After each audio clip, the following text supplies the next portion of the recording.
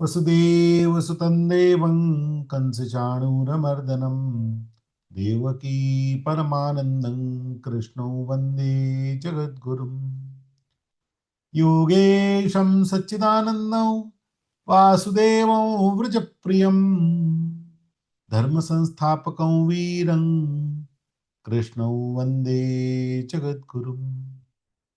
श्री गुरु चरण कमलेभ्यो नमः।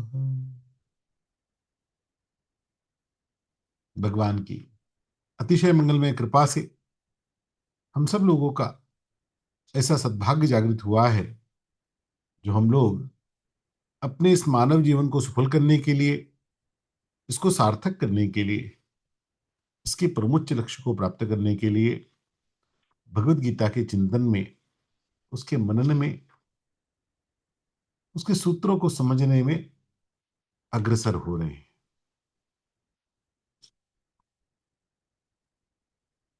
दो अध्यायों का चिंतन हमने देखा। पहला अध्याय अर्जुन विषाद योग, जिसमें विषादग्रस्त अर्जुन पहले दोनों सेनाओं के बीच में अपने रथ को ले जाने को कहता है, और फिर भगवान योजनाबद्ध ढंग से उस रथ को भीष्माचार्य और द्रोणाचार्य के सामने ले जाकर खड़े कर देते।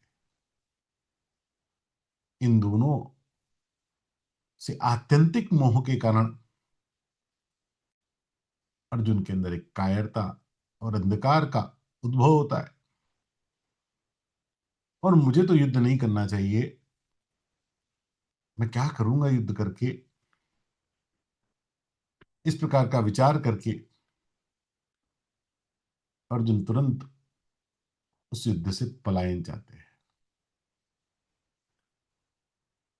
पहले अध्याय में वो कुछ तर्क रखते हैं, लेकिन दूसरे अध्याय के 7वें श्लोक में शिष्यस्ते हम शादिमान त्वं प्रपन्नम कहकर अपने आप को सरेंडर भी कर देते हैं। दूसरे अध्याय के 11वें श्लोक से भगवान उस अमूल्य ज्ञान ज्ञान को प्रकट करते हैं, जो कि सभी वेद शास्त्रों का, उपनिषदों का सारभूत है। 30वें श्लोक तक भगवान उस बात को लेकर जाते हैं, और फिर भगवान विवेक की जागृति को लेकर, और फिर दूसरे अध्याय के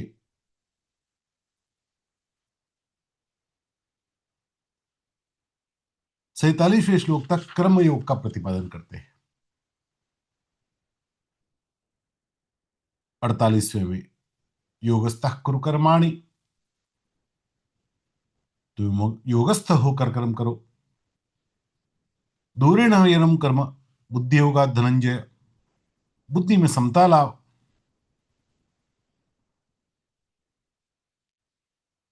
योग कर्मसु कौशलम समत्वम योग उच्यते आदि अनेक सिद्धांतों का प्रतिपादन करते हैं, और फिर स्थित प्रज्ञ के लक्षण पूछने पर भगवान अर्जुन को स्थित प्रज्ञ के सारे लक्षण भी कह देते हैं।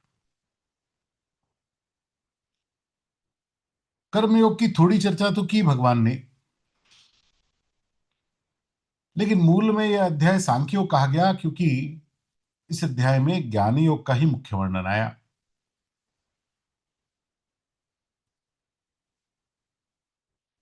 विशेष बात ऐसी है कि हमारी ज्ञान परंपरा में, हमारी सांस्कृतिक परंपरा में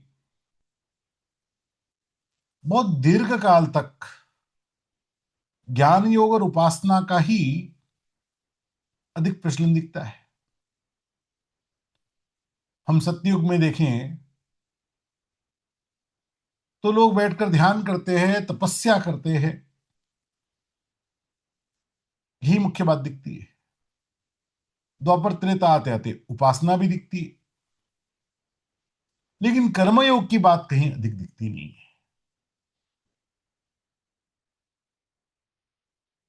कर्मयोग का प्राकट्य तो उससे पूर्व नहीं था, ऐसी बात नहीं है, लेकिन भगवत गीता से पूर्व वो अधिक चलन में दिखता नहीं है। लोग उसको सांसारिक प्रपंच इस दृष्टि से देखते थे।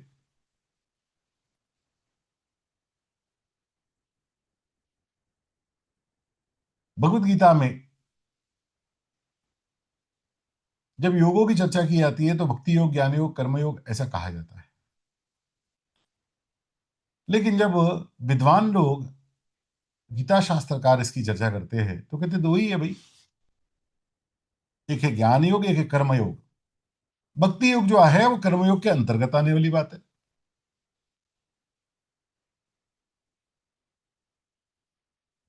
गोस्वामी जी ने मानस में बृहस्पति और इंद्र के संवाद में कहा, कर्म प्रधान विश्व रचि राखा, जो जस करहि सो तस फल चाखा। शिव जी ने सती प्रसंग में कहा, हुई वही जो राम रचि राखा, को करे तरक बड़ा वही त्रासा। योग वशिष्ठ में भी भाग्य बड़ा की पुरुषार्थ, इस पर बहुत लंबी चर्चा है। लेकिन अंत में वशिष्ठ मुनि ने कहा, भाग्य का बल तो एक छोटे शिशु के बल के समान है, असहाय, पर निर्भर, दूसरे के ऊपर निर्भर। शिशु दूसरे पर निर्भर होता है। लेकिन पुरुषार्थ का बल, ये युवा है, तनय है, इसमें भाग्य को बदलने की ताकत है। अरे किसी का भाग्य -60 हो और 100 पुरुषार्थ करे तो 40+ पर पहुंच जाएगा।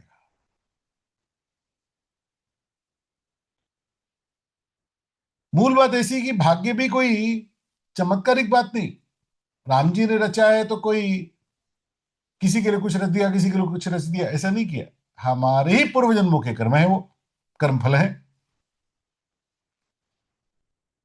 एक बार ब्रह्मलीन श्रद्धेय रामसुदास जी महाराज प्रवचन करते करते सवेरे के प्रवचन में किसी चर्चा में बोले, ईश्वर बड़ा दयालु है। और संयोग से उसी सायंकाल को स्वामी जी के प्रवचन में आया, ईश्वर बड़ा न्यायकारी है। तो एक साधक जो वहां बैठे थे उन्होंने प्रश्न किया कि स्वामी जी, आपने सवेरे कहा ईश्वर दयालु है, अभी आप कह रहे ईश्वर न्यायकारी है, ये दोनों बातें तर्क संगत नहीं लग रही। दयालु है तो न्याय संगत कैसे, और न्याय संगत करता है तो फिर दया कैसे करेगा? स्वामी जी ने अद्भुत उत्तर दिया। स्वामी जी ने कहा, ईश्वर का न्याय करना ही उसकी दया है, उसको क्या पड़ी हमारी। जैसे एक बालक मलमूत्र का त्याग करके उसी में पड़ा रहता है, और जैसे ही मां को पता लगता है तो मां उस बालक को उस मलमूत्र से बाहर ले जाकर उसको साफ करती है, नहलाती है, तो उसके साथ न्याय करती है ना, और न्याय करके ही उस पर कृपा करती है। नहीं करती तो गंदा पड़ा रहता। भगवान हमारे साथ न्याय ना करे तो हम तो पड़े रहेंगे अपने कर्म फलों में।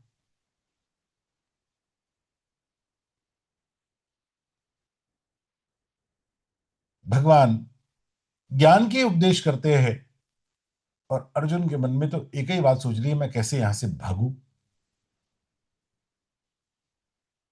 तो अर्जुन ने विचार किया कि भगवान अब थोड़ा कंफ्यूज कर रहे हैं, मुझे कर्म करना है कि मुझे ज्ञान प्राप्त करना है। मैं तो खुद ही ज्ञान प्राप्त करने की रुचि रखता हूं कि मैं जंगल में जाकर अब तपस्या करूं, भिक्षा मांग के खाऊं। अब काय को मेरे को कहते युद्ध निश्चय ततो युद्धाय। अरे काय को युद्ध करना। तो थोड़ा निश्चित करके बताओ ना, कुछ कंफ्यूजन लग रहा है, ऐसा तो नहीं आप कंफ्यूज हो। पर अर्जुन यहीं से प्रश्न करते हैं। ओम श्री परमात्मने नमः।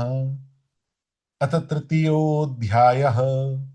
अर्जुन उवाच, ज्ञायसि चेत् कर्मणस्ते मता बुद्धिर्जनार्दन, तत्किं कर्मणि घोरे मान् नियोजयसि केशव।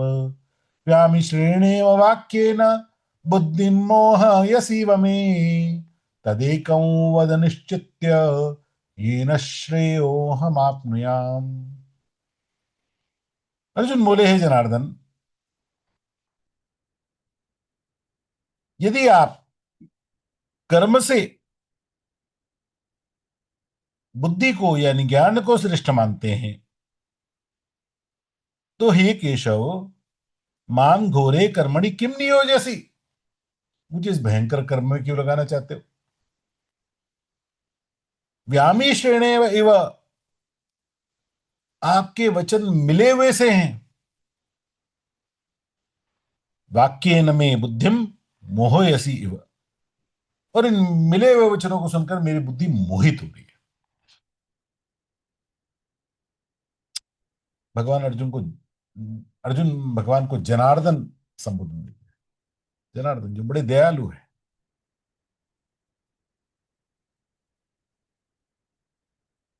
सामान्यतः जो भी प्रश्नकर्ता होता है वो वक्ता से अपने मन की बात सुनना चाहता है। अपने ही तर्क के समर्थन की बात वक्ता के मुख से कैसे आ जाए, यही विचार रहता है। भगवान ने दूसरे अध्याय के 38वें श्लोक में कह दिया, सुख दुख के समय कृत्वा लाभा लाभो जया जयो। ये कैसे होने वाला है? हम सब लोग मोबाइल स्क्रीन पर, लैपटॉप पर, टीवी पर कभी कोई मूवी देखे और उसमें आग लगने का दृश्य आ जाए, तो हमें डर थोड़ा लगता है कि आग टीवी से निकलकर आकर हमारे घर को जला देगी।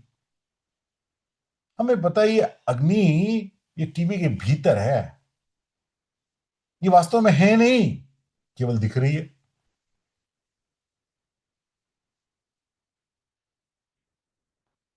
और हमको ये सपने में भी कहे कि टीवी की आग बाहर है, हम कहेंगे पागल है क्या, टीवी की आग बाहर नहीं आती। तीनों काल में, तीनों अवस्थाओं में हमारा एकदम निश्चय पक्का है कि टीवी के अंदर की आग हमारा घर नहीं जला सकती। जिस प्रकार टीवी के अंदर की आग मिथ्या है और वो हमारे घर को हानि नहीं कर सकती, इसी प्रकार ज्ञानी की दृष्टि में संसार के सारे सुख दुख ये सब मिथ्या है और वो मुझे हानि नहीं कर सकते, ये उसका पक्का निश्चय हो जाता है। 38वें तक भगवान ने क्या कर, 39वें से एकदम से भगवान ने कर्मयोग पर स्विच किया।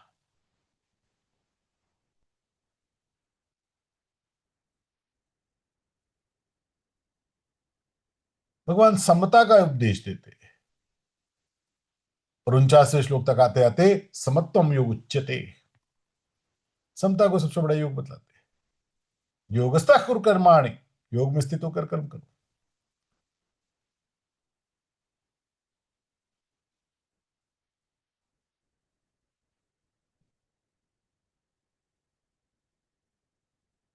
कभी हम ट्रेन में सफर करते हैं या फ्लाइट में सफर करते हैं, तो मान लो मैं ट्रेन में गया, A2 डब्बे की 36 नंबर सीट पर मुझे रिजर्वेशन मिला। जैसे स्टेशन पूछते, कुली पूछता है, बाबूजी कौन सी सीट है आपकी? A2 में 36 नंबर। जाकर उस सीट पर बैठ गए। अब कोई दूसरा जन उस सीट पर आकर बैठना चाहे तो हम क्या बोलेंगे, भैया ये मेरी सीट है। उस समय व्यक्ति पूछे, ये सीट आपकी है तो आपने बनाई है क्या? आप इसके स्वामी हैं क्या? ये आपकी कैसे? तब कहना पड़ेगा, नहीं सीट मेरी नहीं है, आज का रिजर्वेशन मेरा है, मैं आज रात्रि में इसमें बैठकर इसका उपयोग कर सकूं, ये अधिकार मैंने प्राप्त किया है। ये बात सही है। योगी इस जीवन को ऐसे ही देखता है, ये जीवन मेरा नहीं है, ये शरीर मेरा नहीं है, इतने समय के लिए मुझे इस सीट पर बैठकर जाना है, इस यात्रा को करना है। I am not for this.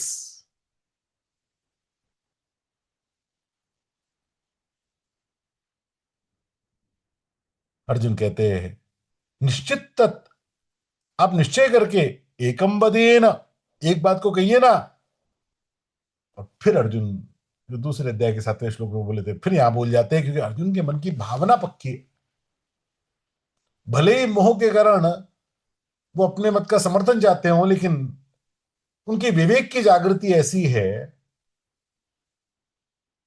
कि बोलते बोलते भी वो सावधानता कहीं तो कोने में क्लिक करके बोलती है, ये न श्रेयो हम आपनुयाम, मुझे श्रेय की बात, कल्याण की बात बतलाओ। अर्जुन कैसे भी अपना श्रेय चाहते हैं।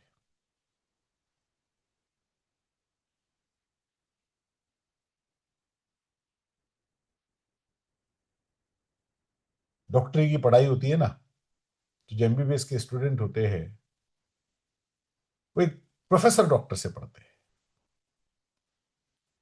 अब एक प्रोफेसर जब कभी कोई विषय एक्सप्लेन करता है तो उसको बड़ी डिटेलिंग एक्सप्लेन करता है। अब मान लो उस प्रोफेसर को कफ सिरप के बारे में बतलाना है, तो पहले बोलेगा भाई खांसी भी 5 तरह की होती है। एक सूखी खांसी होती है, बलगम वाली खांसी होती है, पीला हरा, स्टिकी नॉन स्टिकी, इंसुलेबल नॉन इंसुलेबल, वो सब बड़ा डिटेलिंग उसका करेगा। दूसरे अध्याय में भगवान ने इतना कुछ बतला दिया, अर्जुन बोले मेरी खांसी कौन सी है तो बतलाओ। आजकल डॉक्टर के पास जो गूगल की पढ़ाई करके जाता है ना, डॉक्टर उससे बहुत चिढ़ते हैं, क्योंकि इसको पता तो कुछ है नहीं। अभी गूगल पे कुछ उल्टा पुल्टा पढ़ के आया और ये डॉक्टर से ज्यादा ज्ञानी अपने को मानने लगता है कि मुझे सब पता है। और मुश्किल ये हो जाती है कि अगर कुछ भी नहीं पढ़ के गया होता तो डॉक्टर उसको बड़ी आसानी से समझता, तो बात समझ में आ जाती। अभी कुछ पढ़ के गया है तो डॉक्टर को उसको सही बात समझाने के लिए बड़ी मेहनत करनी पड़ती है। बिना गुरु के शास्त्र पढ़ने से अक्सर लोगों की स्थिति हो जाती, इसलिए हमारे गुरु की आवश्यकता है। शास्त्रों को ऐसे उठाकर पलटने से अर्थ का अनर्थ करते हुए कोई कहां अपने को पहुंचाकर अपना नाश कर लेगा, इसका कोई भरोसा नहीं है। बहुत से शास्त्र तो बिना गुरु कृपा के पढ़े ही नहीं जा सकते। भगवान जानते जो सिरप अर्जुन को देना है वो इसको चाहिए नहीं, वो तो भागना चाहता है। तो इसलिए भगवान अर्जुन के मन का निर्माण पहले करते हैं। जब तक इसके मन का निर्माण नहीं होगा तब तक इसकी बात टिकेगी नहीं। अर्जुन की प्रश्न सुनकर भगवान प्रसन्न हुए। भगवान का अर्जुन सुनो, लोकेस्मिन् द्विविधा निष्ठा पुरा प्रोक्ता मया नघ, ज्ञान योगेन सांख्यानां कर्म योगेन योगिना। अर्जुन,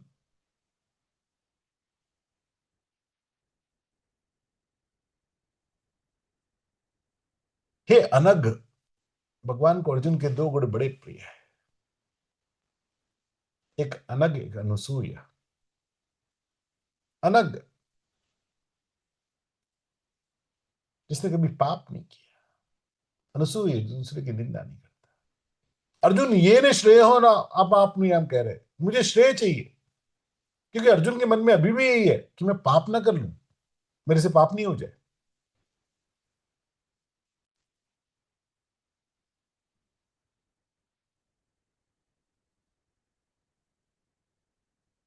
हम लोग प्रे की मांग करते हैं, मंदिर जाते हैं ना तो भगवान ये दे दो, ये दे दो, ऐसा दे दो। श्रेय मांगना होना, जय विधिनाथ होई हित मोरा, करहु सुबेगी दास मैं तुरा। जय विधिनाथ होई हित मोरा, अपने हित की मांग करनी चाहिए। हम तो ये करो ये करो ये करो, भगवान को ही बतलाते हैं।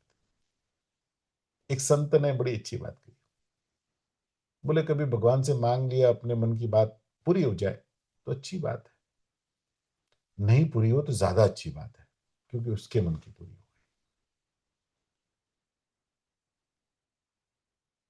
अर्जुन प्रेम नहीं मांग रहे, अर्जुन श्रेय मांग रहे।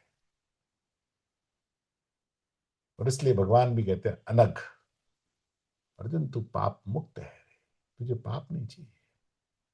हे निष्पाप अर्जुन, अस्मिन लोके द्विविधा निष्ठा, इस मनुष्य लोक में दो प्रकार की निष्ठा, मया पूरा प्रोक्ता, मेरे द्वारा पहले भी कही गई है। सांख्यानां ज्ञान योगेन, ज्ञानियों की निष्ठा ज्ञान योग से, और योगी नाम कर्म योगेन, योगी योगियों की निष्ठा कर्म योग से होती है। जो ज्ञान मार्ग पे चलता है भगवान कहते हैं वो सांख्य योगी है। जो कर्म मार्ग पे चलता है भगवान कहते हैं वो कर्म योगी है। और जो कर्म योगी है उसके आगे भगवान ने कर्म योगी लगाने की आवश्यकता, वो योगी है भगवान तो ऐसा मानते हैं। भक्ति योगी है कि ध्यान योगी है, योगी, इसलिए भगवान ने छठे अध्याय में कहा तस्मात योगी भव अर्जुन, हमारी लर्न गीता का जो बोध वाक्य है। भगवान कहते हैं अर्जुन पहले तो बात तो ये समझो, तुमको क्या लग रहा है ज्ञान मार्ग में कर्म की आवश्यकता नहीं, कर्म छोड़कर काम चल जाएगा। तुम्हारे मन में भ्रम है। अभी चौथे श्लोक में भगवान कहेंगे कि मैं ज्ञान योग पकड़ लूंगा तो मुझे कर्म नहीं करना पड़ेगा। पहले समझ लो कर्म तो करना ही पड़ेगा।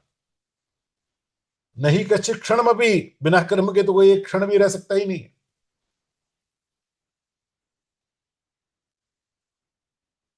हमारे शरीर दो प्रकार के, एक में क्रिया एक में कर्म है। हाथ में रोटी का कौवा बनाकर मुख में डालने तक का कर्म हमारा, और उसके बाद अंदर जो जाकर काम बनता है वो क्रिया चलती है। वो निगलने का काम, वो पचाने का काम वो हम करते थोड़ी है। रोक, हम अगर एक बार कौवा अंदर डाल के यहाँ गया, अब इसको रोक के दिखाओ कि यहां से यहां ना जाए, हम कर सकते हैं क्या? यहां तक डालने के बाद फिर यहां नहीं जाए, ये हमारे हाथ में नहीं। वो क्रिया है, अपने आप ऑटोमेटिकली अंदर के कर्म चलते हैं। श्वास की नली अपने आप श्वास लेती है, लेकिन जिस समय खाना अंदर जाता है वो रुक जाती है। खाना अंदर खींचा जाता है, अलग अलग प्राण अपने अपने काम करते हैं। बीच में गैस्ट्राइटिस जूसेस उस खाने से मिलने लगते हैं। कुछ खाना मुख में चबाते चबाते लार ग्रंथि के द्वारा निकले हुए एंजाइम से पचने लगता है। कुछ खाना पेट में पहुंच जाता है, और तमाम तरह के जो जूसेस है वो तुरंत सिक्रेट होते हैं, और निकलकर उनको निकालने के लिए हमारे हार्ट का ब्लड प्रेशर बढ़ जाता है, वो अधिक ब्लड का सर्कुलेशन करता है ताकि वो आसानी से एंजाइम्स रिलीज हो। फिर उसके अंदर हीटिंग प्रोसेस शुरू होती है। वो सारे जूसेस गर्म होते हैं, क्योंकि जठराग्नि यही भोजन को पचाती है। हम पूरे दिन आइसक्रीम खाते रहे तो भी जब मल त्याग करेंगे तो मल गर्म ही होगा, क्योंकि वो सब उबल के ही पचेगी। अंदर जाके सब बॉइलिंग ही होना है, सब लिक्विड में कन्वर्ट हो जाता है। भोजन से रस, रस से रक्त, रक्त से मांस, मांस से मज्जा, मज्जा से अस्थि, अस्थि से वीर, वीर से ओज, ओज से तेज। एक चक्र सप्त धातु का अंदर निर्माण होता है। ये हम नहीं करते, ये क्रिया अपने आप चलती है। बचपन में हम छोटे थे ना, तो अक्सर बच्चे खेल खेलते चलो आंखें मिलाएंगे, किसकी आंखें पहले झपकेंगी। हम बिना पल के झपके भी बहुत देर रह गए तो 1 मिनट, उसके बाद तो पलक झपकी जाती है। श्वास रोकेंगे तो कितना, 1 डेढ़ मिनट, उसके बाद तो श्वास आई जाएगी। आत्महत्या करने के लिए लोग इतने सारे उपाय करते हैं। सबसे आसान है ना, अपनी सांस रोक लो, मर जाएंगे। लेकिन रोके ही नहीं सकते, बड़े मुश्किल है।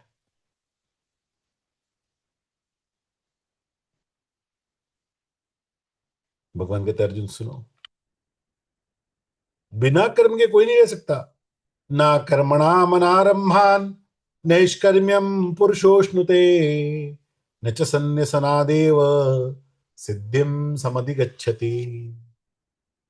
मनुष्य ना तो कर्मों का आरंभ किए बिना निष्कर्मता का अनुभव करता है, और ना ही कर्मों के त्याग मात्र से सिद्धि को प्राप्त होता है। अकर्मण्यता को प्राप्त करने से मनुष्य को सिद्धि नहीं मिलती कोई। नहीं कश्चित् क्षणमपि जातु तिष्ठत्य कर्म कृत, कार्यते यवशः कर्म सर्वः प्रकृति जैर गुणै। क्योंकि कोई भी मनुष्य किसी भी अवस्था में क्षण मात्र भी अकर्मकृत कर्म किए बिना न तिष्ठति, रह ही नहीं सकता। क्योंकि प्रकृति के परवश हुए सब प्राणियों के प्रकृति जन गुण कर्म करवा लेते हैं, हम चाहें या ना चाहें। It happens, it goes on. हम सो रहे वो भी कर्म है, हम बैठे वो भी कर्म है, हम पलक झपक रहे वो भी कर्म है। और ये क्रियाएं कर्म ये चलते ही, जो अपने आप चलता है उसको हम क्रिया बोल देते हैं, जिसमें हम अपनी विल पावर को, अपनी इच्छा शक्ति को जोड़ते हैं उसको हम कर्म कहते हैं। लेकिन मनुष्य को ये करना तो पड़ता है। जिस समय हम सो रहे हैं उस समय भी शरीर की सारी क्रियाएं चल रही है। शरीर अपने आप को रिपेयर कर रहा है, भोजन के पचाने का काम चल रहा है, ये सब चलता ही है, कोई उसको रोक नहीं सकता। देयर इज नो शॉर्टकट कि हम उसको रोक लें।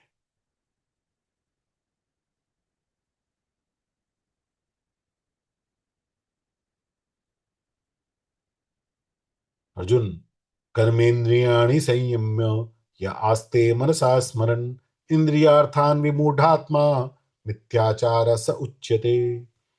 जो कर्मेंद्रियों को हठपूर्वक रोक कर मन से इंद्रियों के विषय में चिंतन करते हुए बैठता है, वो मूढ़ बुद्धि वाला मनुष्य मिथ्या आचरण करने वाला कहा जाता है।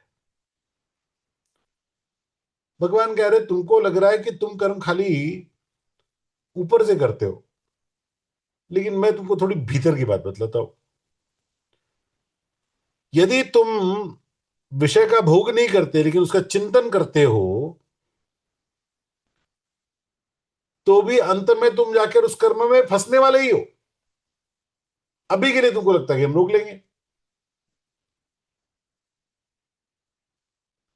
दिन रात जो व्यक्ति जलेबी का चिंतन करेगा, मुझे तो जलेबी बहुत अच्छी लगती है, मुझे जलेबी बहुत अच्छी लगती है, वो जाकर उस कर्म में परिणत होगी ही होगी। ध्यायतो विषान पुंसः, जैसे विषय का ध्यान किया वैसे उसकी कामना उत्पन्न हो जाएगी, कामना उत्पन्न होने से उसकी स्पृहा उत्पन्न हो जाएगी। ये एक क्रम है चलने वाला ही। यस्त्विन्द्रियाणि मनसा नियम्यारभते अर्जुन कर्मेन्द्रिय कर्म संयोगम असक्तः स विशिष्यते।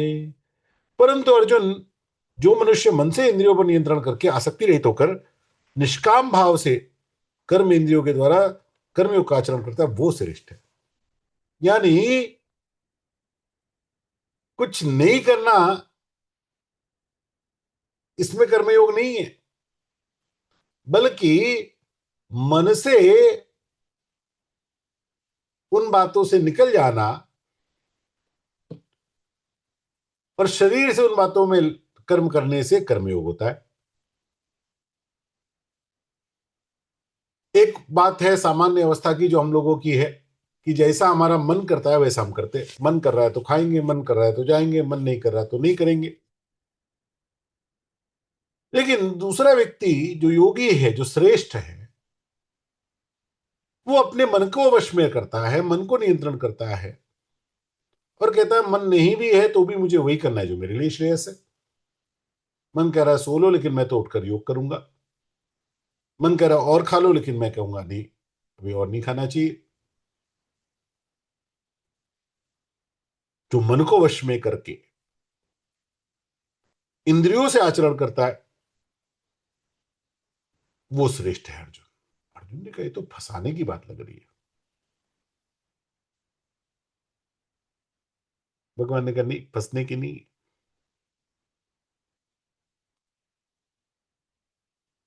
नियतं कुरु कर्म त्वं कर्म ज्यायो ह्यकर्मणः शरीर यात्रापि च ते ना प्रसिद्ध्येद कर्मणः। अर्जुन, तो शास्त्र विधि से नियत किए हुए कर्तव्य कर्मों को करो, क्योंकि कर्म ना करने से अपेक्षा कर्म करना श्रेष्ठ है, तथा कर्म ना करने से तेरा शरीर निर्वाह भी नहीं होगा। भगवान ने कहा नियत कर्म करो। परिवार में मुखिया, समाज में सरकार, नौकरी में स्वामी, धर्माचरण में शास्त्र, स्वास्थ्य में चिकित्सक, शिक्षा में आचार्य, इन सब की बात माननी चाहिए। एक घर में चोरी हुई, नौकर पकड़ा गया, मालिक ने उसकी खूब पिटाई करी, पुलिस को बुलाया, पुलिस को बुलाकर उस नौकर को संभलाया, चोरी के सबूत दिए, पुलिस ने कहा नौकर तो गिरफ्तार होगा। लेकिन जब पुलिस ने पूरी बात सुनी तो कहा कि मालिक को भी गिरफ्तार किया जाएगा। तो मालिक ने कहा मुझे क्यों गिरफ्तार करना है, चोरी तो इसने की है। बोले चोरी इसने की है, लेकिन चोरी करने पर इसको पिटाई करने का कर्तव्य आपका नहीं था, अधिकार आपका नहीं था, वो आपका नियत कर्म नहीं था, और इसलिए चोरी करने के कारण आपने जो इसकी पिटाई की है, उस अपराध में आपको भी जेल जाना पड़ेगा। जिसका जो नियत कर्म है उसको वो करना चाहिए, और जिसका जो नियत है उसको नहीं करना चाहिए। एक छोटी कथा आती है। एक बार एक राजा साहब सवेरे उठ के सवेरे की सैर पर निकले, अपने बगीचे में घूमते थे। बगीचे में मार्ग पर सवेरे के वातावरण का आनंद लेते हुए चल रहे थे। इतने में पास खड़े हुए द्वारपाल ने उनको एक और घसीटा, और घसीटने से तो महाराज गिर पड़े। राजा को किसी ने पकड़कर घसीटा तो राजा बड़े क्रोधित हुए। इतनी हिम्मत, तुमने मुझे घसीटा। इतना सोचे ही रहे थे, इतने में देखा कि एक हाथी उधर से भागते हुए गुजर गया। राजा को चेत हुआ, अगर इसने मुझे घसीटा ना होता तो वो हाथी के नीचे तो मैं आके मर जाता। लेकिन वो हाथी तो तब दिख नहीं रहा था। इतने में संभल कर खड़े हुए, द्वारपाल ने अपने किए हुए की क्षमा करिए महाराज, लेकिन पता नहीं पिछले कुछ दिनों से मुझे रात्रि में जो स्वप्न आता है वो सवेरे सच होता है। और आज रात्रि स्वप्न में मैंने देखा था कि सवेरे बगीचे में सैर करते समय कोई हाथी आपके ऊपर से गुजरेगा, और इसलिए मैंने आपको जैसे देखा वैसे घसीट लिया। महाराज ने कहा वाह, बड़ी अच्छी बात, मंत्री को आज्ञा दी। अपने गले का हार उतार के तुरंत उसको पहना दिया, लाखों रुपए का हार तुरंत उसको पहनाया। लेकिन कहा तुरंत मंत्री को बुला। जी। मंत्री हाजिर हुए। बोले इस सैनिक को नौकरी से निकालो, द्वारपाल को नौकरी से निकालो। अब सबको सारी बात पता थी। बोले महाराज क्या इसको कोई बड़ी नौकरी देनी? बोले नहीं, उसको कोई नौकरी नहीं देनी, उसको निकालो यहां से। सब हैरान हुए कि ये क्या बात है, इसने राजा की जान बचाई, और राजा ने प्रसन्न होकर इसको लाखों रुपए का हार भी पहना दिया, नौकरी से क्यों निकालेंगे अब इसको? अब तो उसका प्रमोशन होना चाहिए, कोई बड़ा अच्छा पद देना चाहिए। राजा ने कहा नहीं, इसने मेरे प्राण बचाए, ये बात सत्य है, लेकिन इसने अपने नियत कर्म का पालन नहीं किया। तो लोगों को लगा कि उसने घसीटा ये नियत कर्म। बोले नहीं नहीं, वो बात नहीं, ये रात्रि की ड्यूटी का पहरेदार है। रात्रि की ड्यूटी में इसने स्वप्न कैसे देखा? इसका अर्थ है कि रात के पहरेदारी के समय में ये सो रहा था। इसका नियत कर्म सोना नहीं था, इसको स्वप्न तभी आया जब ये सो गया। इसने मेरे प्राण रक्षा की, उसके लिए तो उसको पुरस्कार मिलना चाहिए, लेकिन इसने अपने नियत कर्म का पालन नहीं किया, इसलिए इसको इसके कर्म से हटाना चाहिए।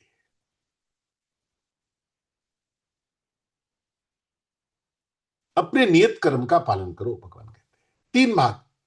भगवान कहते हैं अकर्मण्यता संभव नहीं है, अकर्मण्यता से कर्म करना श्रेष्ठ है, और तीसरा शरीर निर्वाह के लिए कर्म आवश्यक बात है। तीन बातें भगवान कहते हैं।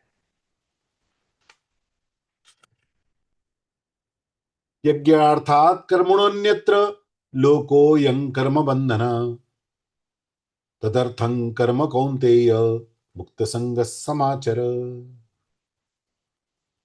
9वें श्लोक से 16वें श्लोक तक भगवान कर्म क्या है ये समझाते हैं। हम सब लोग जो कर्म के लिए धारणा रखते हैं, भगवान कहेंगे वो नहीं है जी कर्म। कई बार विवेचन में भी लोग प्रश्न पूछते हैं, या अन्य स्थानों पर भी ऐसे बात करते हुए लोग देखे जाते। देखो भाई, अपने से तो पूजा पाठ और ये योग वोग नहीं हो पाता। हमारी तो कर्मी पूजा, अपना ऑफिस का काम बढ़िया से करते, घर का संभालते, हमारा तो कर्मयोग ही कर लेते। भगवान कह रहे मूर्ख हो तुम, ये कोई कर्मयोग नहीं है, फालतू बात करते हो तुम। और भगवान 9 से 16 श्लोक तक ये बड़ा महत्वपूर्ण है, कर्मयोग को समझने के लिए बड़े महत्वपूर्ण श्लोक है। भगवान कहते अर्जुन सुनो, यज्ञार्थात, यज्ञ, आप यज्ञ का बात सुनते तो यज्ञ में भी एक बात है। साधारण रूप से यज्ञ का अर्थ हम लोगों को वो अग्निहोत्र वाला हवन करना वैसे ही समझ में आता है। लेकिन भगवत गीता में भगवान ने जहां भी यज्ञ की चर्चा की, वहां पर अग्निहोत्र वाला यज्ञ वो उस यज्ञ का एक छोटा भाग है। भगवान यज्ञ का अर्थ अपने कर्तव्य कर्म ऐसा करते हैं। अर्जुन, यज्ञ यानी कर्तव्य पालन के लिए किए जाने वाले कर्मों से अन्यत्र अपने लिए किए जाने वाले कर्मों में लगा हुआ यह मनुष्य कर्मों से बंधता है। और इसलिए अर्जुन, आसक्ति रहित होकर तू उस यज्ञ के लिए कर्तव्य कर्म कर। यानी नियत कर्म के भगवान ने दो भाग कर दिए, एक यज्ञार्थात और एक अन्यत्र। यज्ञार्थात करोगे तो कर्म फल से मुक्ति मिल जाएगी, कर्म बंधन से मुक्ति मिल जाएगी, और अन्यत्र करोगे तो कर्म फल में बन जाओगे। यज्ञार्थात सर्वभूति तेरता, मैं कोई भी कर्म फल की आशा में नहीं कर रहा हूं। I am doing it because because it is my duty. मैं पिता के रोल में हूं तो मेरा क्या कर्तव्य है, मैं पति के रोल में हूं तो मेरा क्या कर्तव्य है, माँ के रोल में हूं तो क्या कर्तव्य है, पुत्री के रोल में हूं तो क्या कर्तव्य है, मालिक के रोल में हूं तो क्या कर्तव्य है, नौकर के रोल में हूं तो क्या कर्तव्य है, राजा के रोल में हूं तो क्या कर्तव्य है, मित्र के रोल में हूं तो क्या कर्तव्य है, सैनिक के रोल में, खिलाड़ी के रोल में, जिस रोल में मैं हूं वहां मेरा क्या कर्तव्य है। I am not doing anything for the desires. हम लोग तुरंत बोलते हमने ये किया, हमको मिला क्या, इसीलिए फंसे हुए करोड़ों जन्मों से। मिला क्या के चक्कर में फंस गए। इस शरीर को भोजन देना है ताकि ये शरीर काम करता रहे, मैं इससे सबकी सेवा कर सकूं। जैसे स्कूटर में डाले जाने वाला पेट्रोल स्कूटर के काम नहीं आता, उस पर चलने वाली सवारी के काम आता है। चलती स्कूटर है, लेकिन स्कूटर के चलने का प्रयोजन स्वयं के लिए नहीं है, एक यात्री को एक स्थान से दूसरे गंतव्य पर पहुंचाना उसका उद्देश्य है। इस शरीर में जो भोजन डाला, इस शरीर को जो स्वस्थ किया, वो इसलिए किया कि इसके द्वारा संसार की सेवा हो। ये हो गया यज्ञ।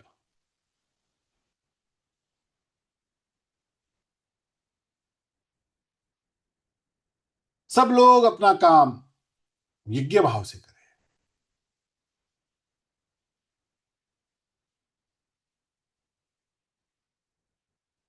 सूर्य अपना काम कर रहा है, इस अपेक्षा से नहीं कर रहा है कि बदले में उसको कोई जल चढ़ाएगा।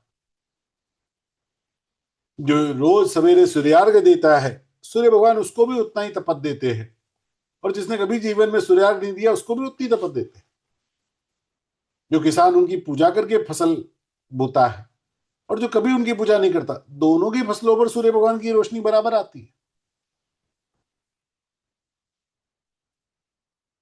ऐसा नहीं होगा कि एक ने बड़ी पूजा करके किया तो सूर्य भगवान उसके लिए अलग से व्यवस्था करेंगे और जिसने नहीं किया।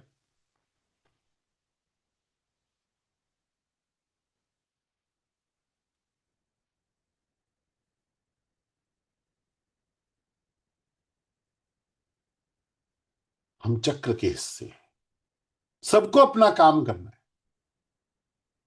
हम ले तो रहे हैं, किसी को लगता है हमको क्या करना है जी,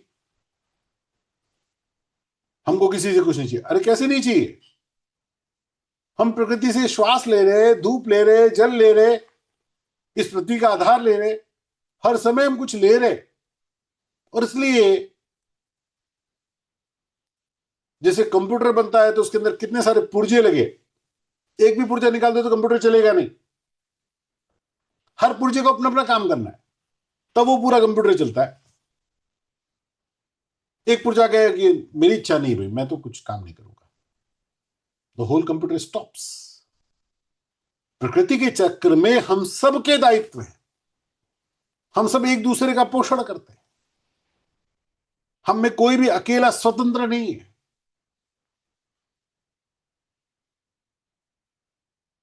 किसान खेती करता है तो मैं खेती नहीं कर रहा, मैं व्यापार कर रहा हूं तो कोई व्यापार नहीं कर रहा, कोई नौकरी कर रहा है तो वो कोई दूसरा काम नहीं कर रहा।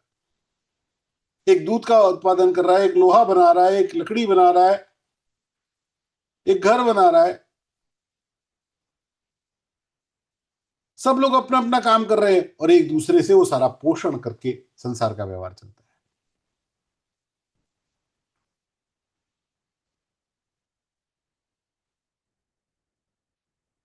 हमको जीवित रहना होगा तो हमको उस चक्र का हिस्सा बनना पड़ेगा। नहीं नहीं, मैं तो अलग हो जाता हूं, नॉट पॉसिबल। अनंत प्रकृति के साइकिल से हम बंधे हुए हैं। भगवान कहते सुनो, सहयज्ञ प्रजा सृष्ट्वा पुरोवाच प्रजापति अनेन प्रशिश्वद्धम एष वोष्टित कामधुक् देवान् भावयतानेन ते देवा भावयन्तु वः परस्परं भावयन्तः श्रेयःपरं वाप्स्यत। अर्जुन, प्रजापति ब्रह्मा जी ने सृष्टि के आदिकाल में कर्तव्य कर्मों के विधान सहित प्रजा यानी मनुष्य आदि की रचना की। उनसे प्रधानतः मनुष्य लोग से कहा कि तुम इस कर्तव्य के द्वारा सबकी वृद्धि करो। इस कर्तव्य कर्म रूप यज्ञ से तुम लोग कर्तव्य पालन की आवश्यक सामग्री प्रदान करने वाले हो जाओ और इस कर्तव्य कर्म के द्वारा तुम लोग देवताओं की उन्नति करो। वो देवता लोग अपने कर्तव्य के कारण तुम्हारी उन्नति करें और इस प्रकार एक दूसरे की उन्नति करते हुए तुम परम कल्याण को प्राप्त हो जाओ। देवान भावयतानेन ते देवा भावयन्तु यः परस्परम भावयन्तः। परस्पर, अरे मैं जो कपड़ा पहने बैठा हूं ये मैंने नहीं बनाया जी, ये बटन मैंने नहीं बनाया, ये चश्मा मैंने नहीं बनाया, इस चश्मे का ग्लास किसी और ने बनाया होगा, फ्रेम किसी और ने बनाया होगा, उस पर काम किसी और ने किया होगा, ये कपड़े का धागा किसी और, कपास किसी किसान ने उगाई होगी, धागा किसी और ने किया होगा, किसी मिल ने उसको रंगा होगा। ये माइक जो हम बोल रहे हैं किसी और ने बनाया, उसकी प्लास्टिक किसी और ने बनाई, जो खाना हम खा रहे हैं वो किसी और ने किया। किसान ने कोई फसल पैदा करी, पकाने वाला कोई और, कहीं हल्दी पैदा हुई, कहीं मिर्चा पैदा हुई, कहीं मसाले पैदा हुए, किसी की चक्की पे जाके वो आटा पीसा, गेहूं पीसा। पता नहीं कितने हजारों लाखों लोगों के संबंधों से हमारा जीवन चल रहा है। अगर वो लोग अपना अपना काम ना करें तो हमारा काम ना चलेगा।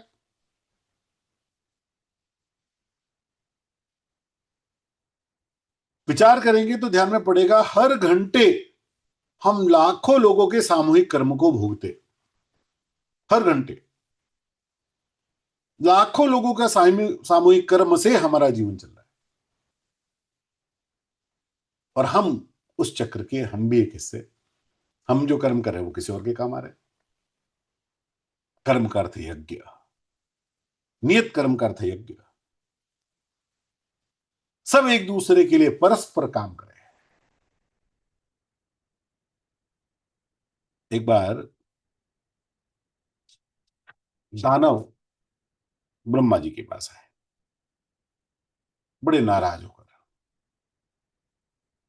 बोले कि ये बतलाइए पिताजी, हम आपके पुत्र हैं कि नहीं। ब्रह्मा जी ने कहा बिल्कुल हो।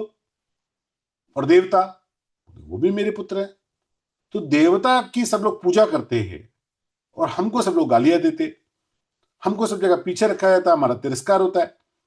ये अन्याय हमारे साथ क्यों है? आपने कुछ हमारे साथ अन्याय किया है। ब्रह्मा जी ने कहा मैं किसी के साथ अन्याय नहीं करता, मैंने तुमको भी वैसे ही बनाया था, उनको भी वैसे ही बनाया था। जो जो जिस प्रवृत्ति में गया वो देव और दानव में विभक्त हो गया। बोले प्रवृत्ति क्या होती है? बोले छोड़ो, अब तुम बहुत दिन बाद मेरे पास आए हो ना, चलो आज रात्रि का एक विशेष भोज मेरी ओर से मिलेगा। ब्रह्मा जी ने अपने आप भोज पर आमंत्रित किया तो दानव प्रसन्न हुए। अच्छी बात, बड़ा विशिष्ट भोजन मिलेगा, जैसा तुमने नहीं किया इतना स्वादिष्ट भोजन मिलेगा।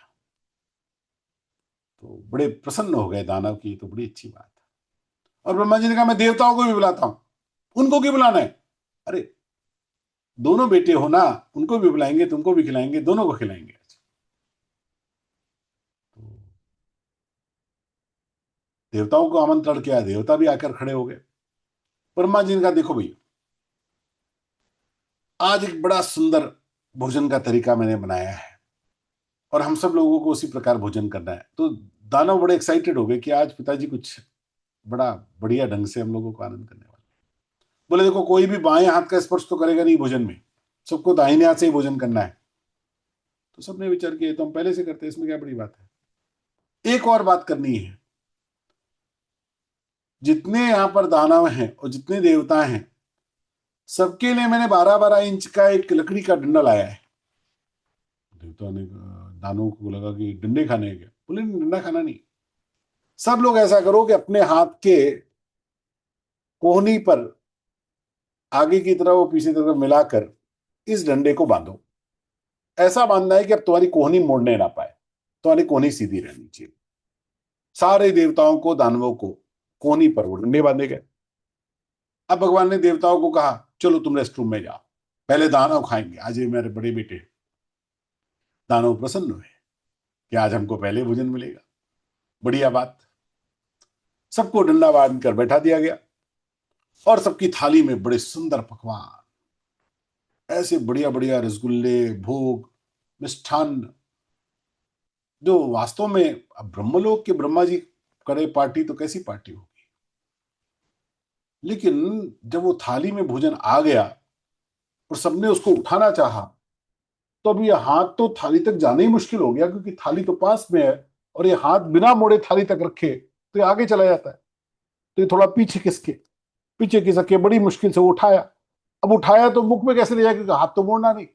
अब हाथ मोड़ना नहीं तो ऐसा उछालते उछालते तो मुख पे, किसी के आंख पे पड़ता है, किसी की नाक पे पड़ता है। अब रसगुल्ला उछाल के तो एक बार खाया तो ठीक है, अब दाल पीनी है तो दाल उछाली तो पूरे मुख पे दाल हो गई। तो 15 मिनट में तो सारे दानवों के बुरे हाल हो गए, मुख हाथ अस्त व्यस्त।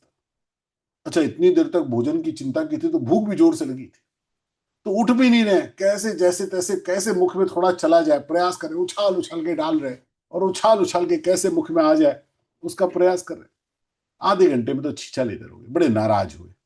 बोले अच्छा नहीं किया, पिताजी हमेशा गलत करते हैं, आज भी गलत किया। और बड़ी बुरी अवस्था में उठ के गए। ब्रह्मा जी तो बैठे थे, मुस्कुरा रहे थे। दानवों ने उनके गुस्से से देखा, बोले नाराज मत हो, अब देवताओं की बारी है, उनको भी ऐसे ही खाना है, तुम लोग यहाँ छुप कर देखना, देखो वो भी ऐसे करेंगे। और दानवों को लगा अच्छी बात है, अपने को तो हो गया, अब उनके साथ होगा तो बड़ा मजा आएगा। तो कहा खोलिए पर्दा। बोले रुको अभी एक बार प्रश्न है तो। बोले उनकी बोले डंडी बंदी है, चिंता मत करो। अब इनको लगा अब वहां पे चिल्लाने की आवाज आएगी, अब वहां रसगुल्ला गिरने की आवाज आएगी, अब वहां दाल की आवाज आएगी, जैसे हम शोर मचा रहे थे वैसा शोर आएगा। लेकिन ये तो कान लगा के सुनने लगे तो बड़े हा हा की आवाज, बड़ी प्रसन्नता की आवाज, वाह कितना बढ़िया है, ये कितना अच्छा है, कितना सुंदर है, वाह कितना बढ़िया, पिताजी ने आज क्या बढ़िया मिष्ठान खिलाया। वहां तो तारीफें चल रही। इन लोगों को संदेह हुआ, जरूर पिताजी ने गड़बड़ की, हमको डंडी बांध के बैठा है और देवताओं को बिना डंडी के। और इन लोग से रहा नहीं गया तो पर्दा खोलकर वहां गए, जाकर देखा तो सब देवताओं की डंडी बंदी है। लेकिन देवताओं ने क्या काम किया, ना तो अपने स्थान से पीछे हुए, ना ही उनके मुख पर कोई भोजन लगा, तो भी बड़े आनंद से भोजन कर रहे हैं। अब दानवों का आश्चर्य हुआ कि मामला क्या है। तो देखा कि देवता अपनी थाली से भोजन नहीं उठा रहे, पड़ोसी की थाली से उठा रहे, और अपने मुख में नहीं डाल रहे हैं, पड़ोसी के मुख में डाल रहे हैं। पड़ोसी की थाली से भोजन उठाकर पड़ोसी के मुख में डाला, और वो पड़ोसी इस देवता की थाली का भोजन उठाकर इसके मुख में डालता है। अब तो ये काम आसान हो गया, क्योंकि अपनी थाली तक वो हाथ नहीं पहुंच रहा था, लेकिन पड़ोसी की थाली तक हाथ तक आराम से पहुंच रहा था।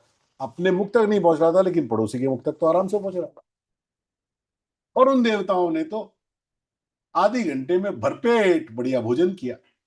सबके कपड़े भी वैसे स्वच्छ है, मुख भी वैसे स्वच्छ है, और बड़ी प्रसन्नता से वो आ गए। क्यों? परस्परम भावयंता, एक दूसरे के परस्पर पोषण का भाव पकड़ लिया। मुझे खाना ऐसी बात थी, मैं इसको खिलाऊंगा, ये मुझे खिलाएगा, मैं इसके काम आऊंगा, ये मेरे काम आएगा। भगवान कह रहे प्रकृति में जो लोग दूसरे के लिए जीवन जीने लगते हैं, प्रकृति उनकी सारी व्यवस्था अपने आप करती है। परस्परम भावयन्तः श्रेयोः परम वाप्स्यत।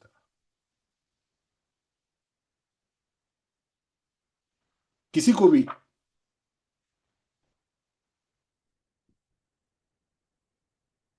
दूसरे के लिए जब जीवन जीना हो तो उसका जीवन बड़ा उत्तम हो जाता है। इष्टान भोगान ही वो देवा दास्यन्ते यज्ञ भाविताः तैर्दत्तान प्रदायैभ्यो यो भुंक्ते तेनेव सः।